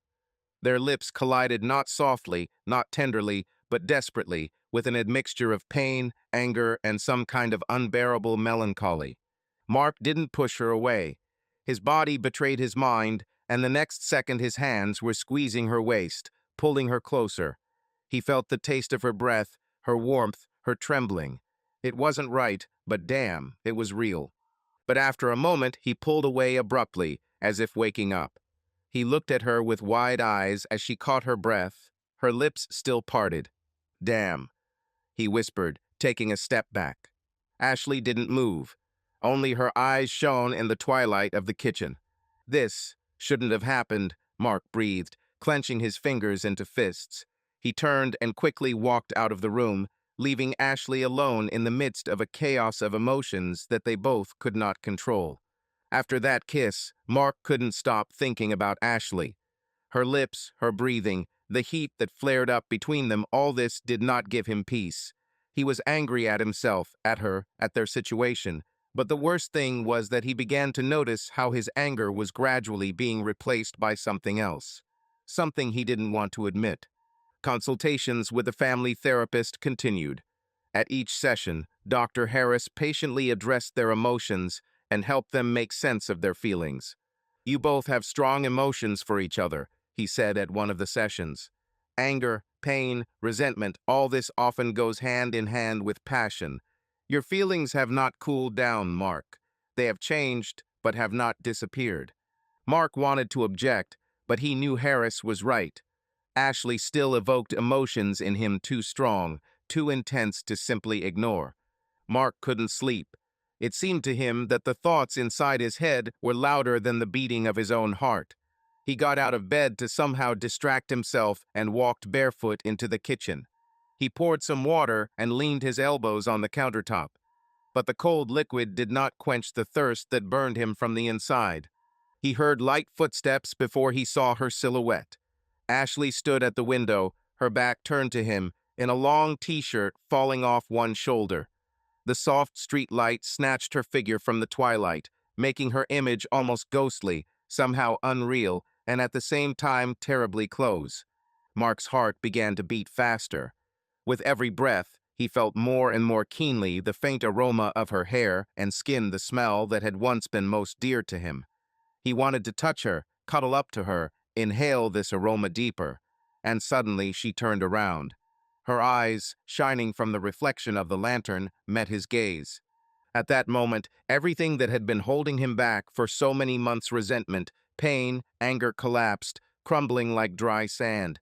He didn't remember who made the first move. Perhaps it was her, or perhaps he himself. But the very next second, Ashley found herself between him and the wall, and their lips merged in a frantic, desperate kiss. She moaned quietly, hoarsely, biting his lip, as if she wanted to cause him pleasant pain in order to take out all the accumulated resentment and at the same time show how madly she needed him. Mark responded by only pressing her closer to him, feeling the heat of her body appearing through the thin fabric of her t-shirt. "Damn, Ash," he breathed, unable to find any other words. She ran her palms down his back, her nails hooking, leaving light scratches.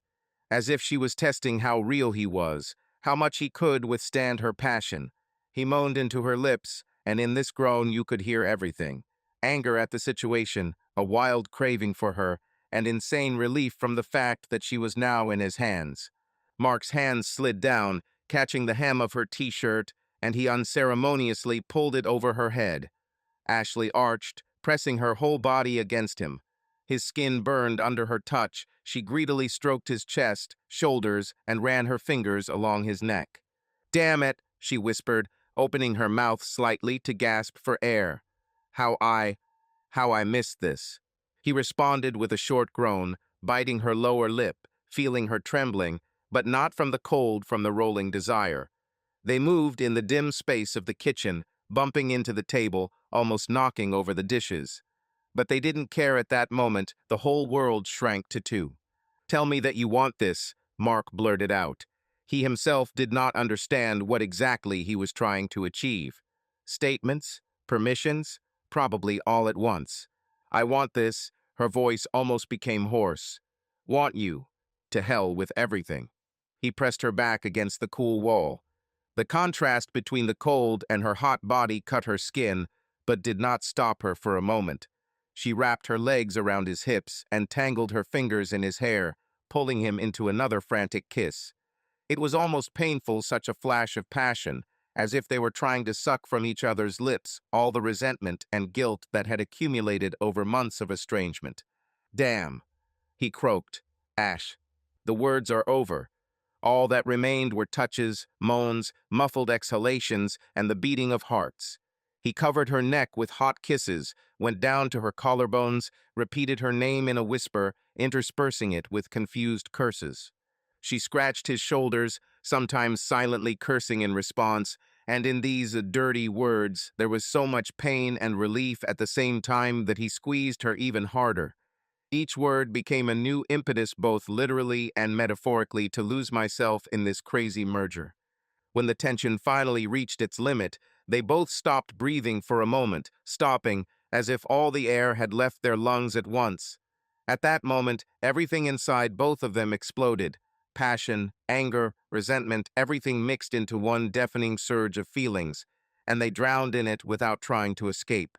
After some time, it seemed like an eternity, but in fact, only a few minutes, Mark slowly sank to the floor, pulling Ashley with him. They lay there, on the cool tiles, pressed against each other, panting, as if after a long run. "Did we just do something wrong?" she asked quietly. Mark was silent. He didn't know whether it was a step forward or a mistake, but for the first time in a long time, he felt not emptiness, but something completely different. The next day, Mark felt like a different person. A few hours ago, he could not tear himself away from Ashley. His hands themselves reached out to her, and now he again felt the same wall that he had been building between them for so long. He reminded himself that he couldn't trust her. He reminded me that there would be a DNA test soon. This word could not leave his head, reminding him that their entire current situation was just a temporary lull before the inevitable verdict. At breakfast, he sat opposite her, holding a cup of coffee. She looked at him with a cautious smile, but he did not answer her in kind. Instead, he took a sip, looking out the window. It was gray and cloudy outside, as if nature itself sensed his inner storm. "You're pulling away again," Ashley said quietly, putting her fork down on her plate. Her voice was level, but pain flashed in her eyes. Mark tightened his fingers on the cup. "I'm just thinking," he answered evenly. "About what?" She looked at him, but he did not look up. "About the future," he said after a long pause. "About what will happen after the DNA test."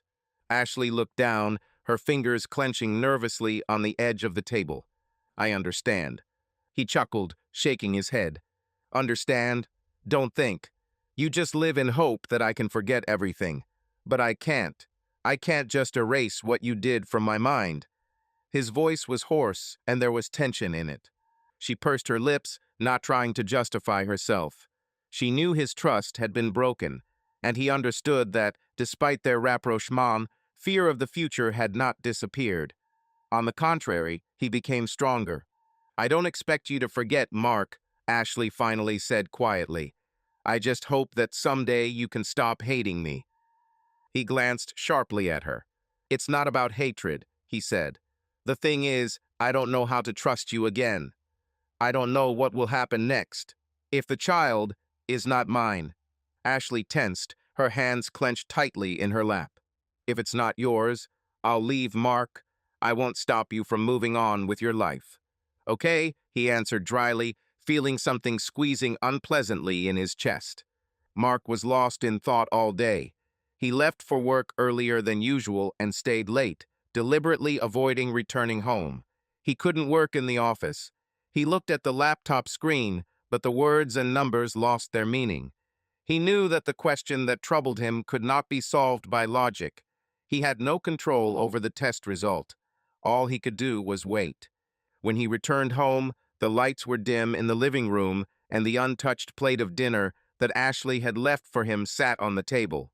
He felt a strange pang in his chest, but immediately suppressed it. He couldn't afford to lose control again. Not yet. Time passed, the days dragged on slowly, but inexorably brought them closer to the moment of truth. Ashley became more and more vulnerable. Her movements slowed down. Fatigue appeared more often on her face. Pregnancy took a lot of energy from her, but she tried not to show it.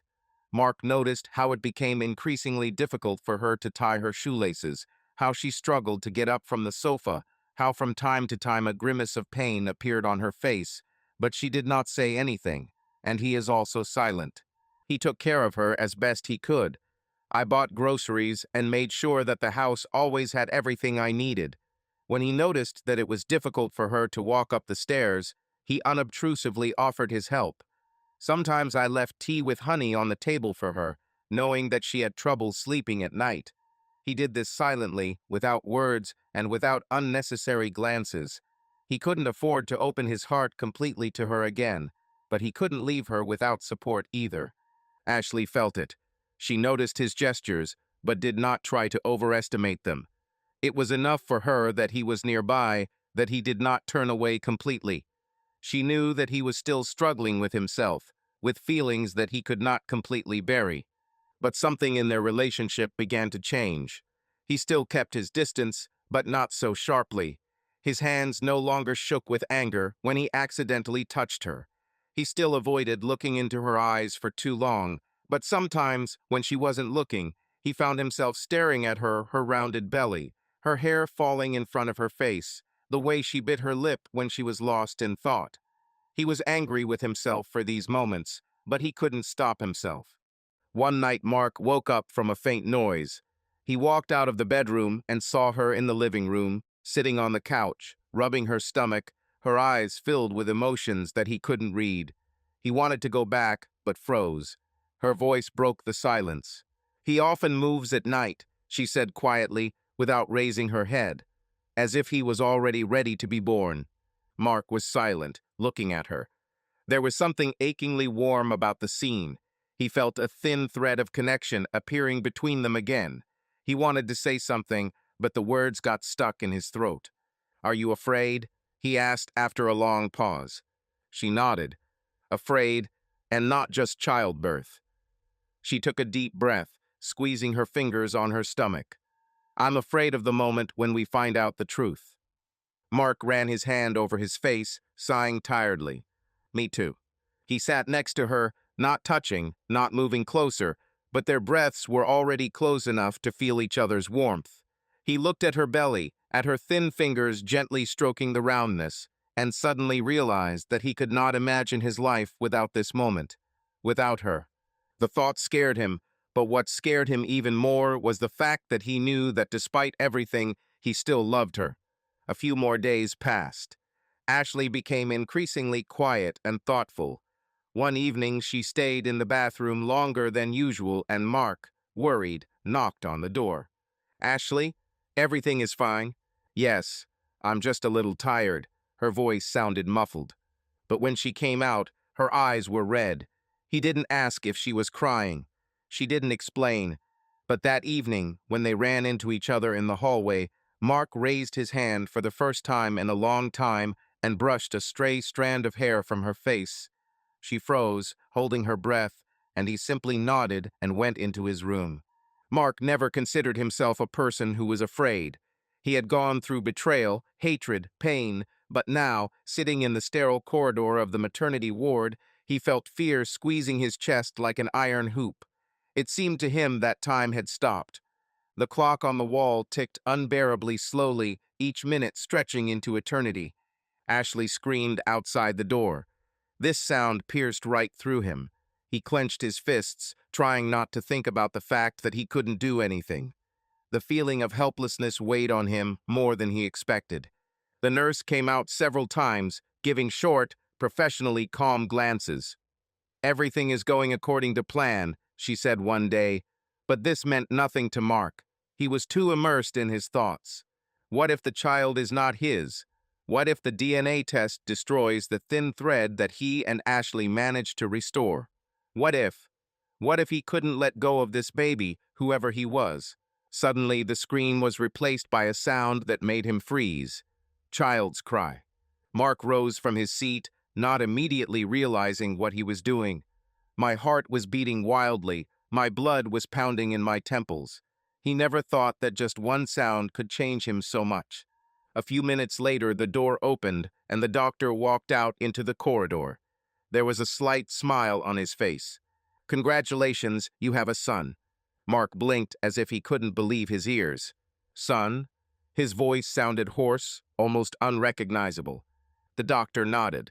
"Everything went well. Mother and child feel fine. You can come in." Mark entered the room, not knowing what to expect. Ashley lay on the bed, looking exhausted but happy. In her hands, wrapped in a blanket, lay a small, pink lump. She looked up, and in her eyes, he saw everything: fear, joy, hope. "Do you want to hold him?" she asked, barely audible. He didn't answer. He just walked over slowly and carefully took the baby in his arms. The moment he looked into the tiny child, something inside him turned over. The lab lobby seemed to be several degrees colder than usual. Mark felt the unreality of the situation pressing on him. Every sound, every rustle echoed in his ears. Hundreds of thoughts floated around in confusion in his head, while he clutched a thin envelope in his hands, inside of which was the answer to the question that had been tormenting him and Ashley for the past months. They were invited into a small room, modestly furnished. A table, 2 chairs, a small sink, and some medical equipment along the wall. Apparently, this is where they had to wait for a laboratory representative who would talk about the test, describe the results, and answer possible questions. Ashley held a baby in her arms, wrapped in a soft white blanket. The baby snored quietly, sometimes winced with displeasure, and opened his eyes slightly, as if he understood that something was happening. "I'll be right there," Mark said in a whisper, smiling uncertainty at Ashley. He went out into the corridor to take a breath and calm down a little. On the walls hung posters advertising genetic tests, promising services ranging from establishing kinship to creating personalized diets. It seemed that this world of laboratory research was infinitely far from the chaos of feelings that was now raging in his soul. After being discharged from the hospital, Mark almost did not find a place for himself. Life changed rapidly. Instead of the usual worries about work, meetings, and plans, everything moved to the plane of a new reality, into the world of a tiny child with his fragility and helplessness. In the room they had previously arranged for the baby, there was a cradle, and there was the smell of baby lotion and clean diapers. But these pleasant details were drowned in oppressive anxiety. Every evening, when Ashley finally fell into a short, light sleep, Mark sat in the living room with his head in his hands. The thought that there was now a child in his house who might not be his was driving him crazy. He understood that he should trust Ashley, but the terrible "what if" did not give him peace.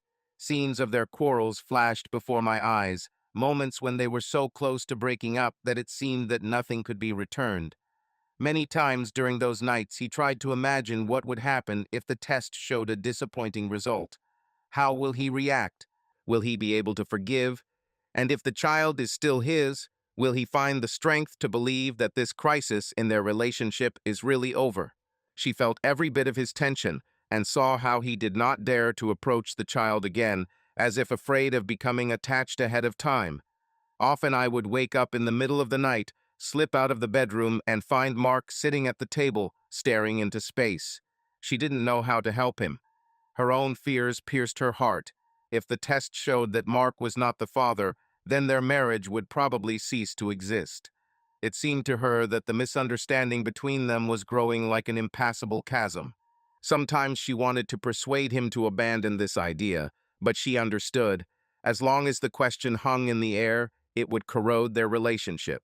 We need the truth. They had to settle this once and for all. The day of the test has arrived. Ashley had a hard time bringing herself to eat. Mark hardly said a word at breakfast. There was a noticeable tension behind him, as if he had a knot tied inside him that could not be untangled. They got into the car and quietly drove to the laboratory. The road seemed longer than usual.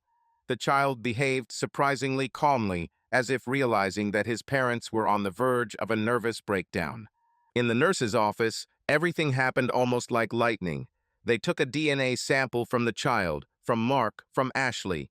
Then there was a short speech about when the results would be ready, followed by nods of farewell. But this short interaction was filled with such tension that Mark left the office as if he had crawled out of there. The days of waiting turned into a test of strength. Ashley kept glancing at her phone, as if checking to see if an email had arrived. Mark kept himself under control, but inside he was torn by anxiety. He tried to spend time with the child, changing diapers, putting him to bed, even once helping Ashley give the baby a bath.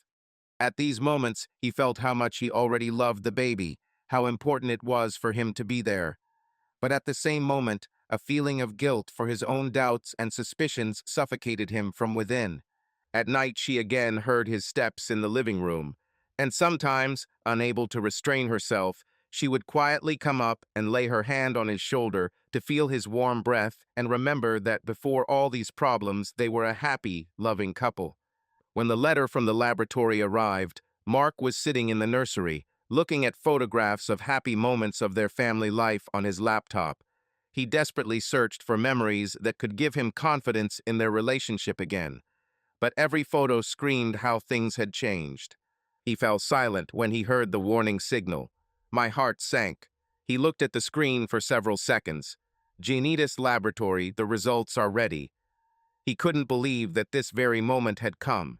But as he understood, it was no longer possible to delay it any longer. Opening the letter, he saw an attached file with a formal name. Clicking on it, he ran his eyes over the text, not yet realizing what he had read. 99%. The child was his, without a doubt. As if stunned, he sat staring at these numbers. And then everything in his soul collapsed, and at the same time fell into place. Fear, anxiety, shame, everything was mixed and flowed with a hot wave of relief. He didn't immediately hear Ashley's steps. She stood in the doorway, clutching the frame with her palms, afraid to take an extra step. Mark? Her voice was quiet, as if she was afraid to frighten away hope. He turned around, and their eyes met. In this silence, filled with the rhythmic breathing of the baby, it was as if they could hear each other without words. Mark just nodded and exhaled. He's mine. Ashley burst into tears. All the difficult emotions that she had been storing up inside came out in these tears. She walked up to Mark and, without letting go of the child, knelt down next to his chair. Mark carefully hugged her and the baby, holding them close to him, as if wanting to make up for all those weeks and months when doubts accumulated in him. At that moment, it seemed that all the accumulated negativity had dissipated, like clouds of fog under the morning sun. They didn't talk about the past or the reasons for his fears. They just understood that everything was finally over. After the test results confirmed that the child was his, something inside Mark finally broke down, or, conversely, got fixed. All this time he had been holding on to cold self-control, to anger, to fear, but now he had no reason left to continue to hate. He looked at Ashley, thin, tired, but still so dear, and realized that he did not want to lose her. I can't live in this hatred anymore, he said one evening as they sat in the living room. I tried to convince myself that I didn't care, that it's all over between us, but this is not true. Ashley looked at him with hidden hope, but did not dare to speak first. I forgive you, Mark said quietly. Not for the sake of the child, not because it's necessary, but because I want to be with you. I want us to try again. Tears streamed down her cheeks, but this time they were tears of relief. She covered his hand with hers, squeezing it as if she was afraid he would change his mind. The next day he went to court and withdrew the divorce petition. Signing the papers, Mark felt calm for the first time in a long time. The future no longer seemed so scary. That evening, sitting on the sofa with the baby in his arms, he suddenly realized they still hadn't chosen a name. We still haven't decided what to call him, he chuckled, looking at his son's tiny face. Ashley smiled as she ran her fingers over the baby's head. Do you have any ideas? Mark thought for a moment, and then, looking at his wife, said, Let's choose together. This time, no mistakes. They went through the names for a long time, remembering those that they had discussed once in the distant past.